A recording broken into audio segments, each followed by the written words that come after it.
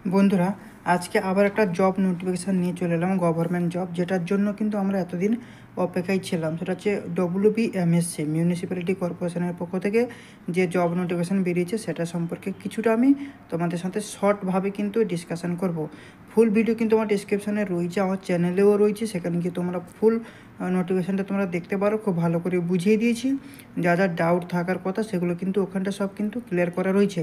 এখানেও এই short vertical মোডে আমি কিছুটা তোমাদেরকে কভার করতে চাই WBMSCর যে ফর্মটা বেরিয়েছে সেটা সম্পর্কে।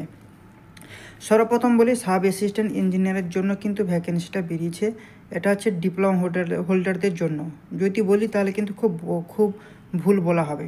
এখানে যারা ডিপ্লোমা পাস রয়েছে তোমরা তো অ্যাপ্লাই করতে পারবে, এবং তার সাথে সাথে কিন্তু মেনশান করা রয়েছে হায়ার কোয়ালিফিকেশান যারা রয়েছে ডিপ্লোমার বেশি, যেমন বিটেক, ঠিক আছে, এমটেক, তারাও কিন্তু এই জবটার জন্য কিন্তু অ্যাপ্লাই করতে পারবে। এখন প্রশ্ন হচ্ছে যে অ্যাপ্লাই কবে থেকে শুরু হচ্ছে। নোটিফিকেশানের যে ডেটটা দিয়েছে WBMSC সেটা হচ্ছে 18/6/2025, মানে আজকে হচ্ছে 14 তারিখ, আর 4 দিন পর থেকে কিন্তু ওই পোর্টাল কিন্তু খুলে যাবে। সেখান থেকে কিন্তু আমরা অ্যাপ্লাই করতে পারবো।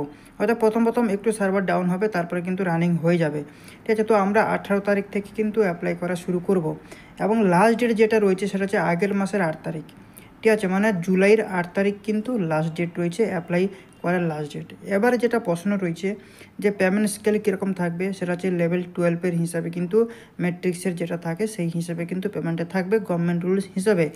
এবং এখানে যে এজ রিল্যাক্সেশনটা যেটা রয়েছে, যে 37 বছরের মধ্যে যাদের এজ জানুয়ারির 1 জানুয়ারি হিসেবে, তো সেই হিসাবেই কিন্তু এখানে এজ ক্যালকুলেশন করা হবে, বয়সটা নির্ধারিত করা হবে।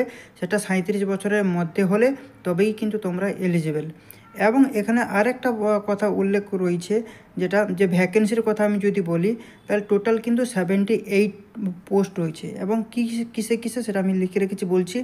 ইউআর ক্যাটাগরির জন্য 31, EWS-এর জন্য 8টা, URPWর জন্য 3টে, এসসির জন্য 18টা ভ্যাকেন্সি, এসটির জন্য 5টা, OBC-A 8টা, এবং OBC-B যেটা রয়েছে তাদের জন্য কিন্তু 5টা। তো টোটাল যদি আমি দেখি তাহলে কিন্তু 78 কিন্তু ভ্যাকেন্সি রয়েছে। খুব ভালো একটা জব, সাব অ্যাসিস্ট্যান্ট ইঞ্জিনিয়ারের জন্য ডিপ্লোমা এবং হায়ার কোয়ালিফিকেশান যারা রয়েছে তারা কিন্তু এটাকে অ্যাপ্লাই করতে পারবে, ঠিক আছে। তো তোমরা প্রত্যেকেই ভালো করে প্রিপারেশান নাও, আমার চ্যানেলেও কিছু ক্লাস রয়েছে তোমরা দেখো। আরও যদি কিছু লাগে বলো, আমি কিন্তু প্রতিনিয়ত এবার থেকে ক্লাস দেওয়া শুরু করব। ভালো করে প্রিপারেশান নাও, এবং যাতে তোমরা স্যাটিসফাই হও, তোমাদের যে গোলটা রয়েছে সেটা সাকসেস হোক, এই কামনা আমি করি। তো আজ থেকেই কিন্তু প্রিপারেশান নেওয়া শুরু করে দাও, আর বেশি সময় নেই, যতক্ষণ না কমপ্লিট হচ্ছে এক্সাম ততদিন কিন্তু পরীক্ষা